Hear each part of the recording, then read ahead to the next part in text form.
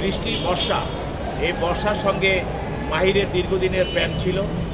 পরবর্তীতে সে তাদের এই প্রেমের সম্পর্ক ভেঙে যায় এবং মাহির এবং বর্ষার প্ররোচনায় পরবর্তীতে আবার সে মাহিরের সঙ্গে সম্পর্ক সৃষ্টি করার পরে এই তিনজন, তাদের অপর আর বন্ধু ফারদিন আহমেদ, এদের সহযোগিতায় এবং আরও অন্য যারা আছে তাদের সহযোগিতায় আজকের যে জোবায়েদ হোসেন তাকে নির্মমভাবে হত্যা করা হয়।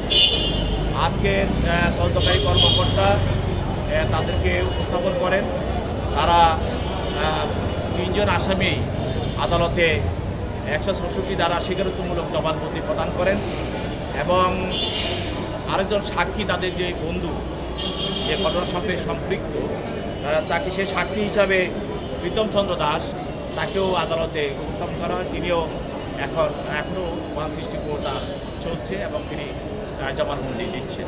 আসামি মাইনর নয়, আসামিকে ভাগ দিয়ে বের করার কোনো প্রচেষ্টা হবে না, কারণ আইনের গতিতে চলবে এবং তদন্তকারী কর্মকর্তা তদন্ত করেই প্রাথমিক অবস্থাতে অনেক কিছু আদালতের সামনে নিয়ে আসছে এবং জাতিকে দেশবাসীকে অনেকটা আশ্বস্ত করতে পেরেছে।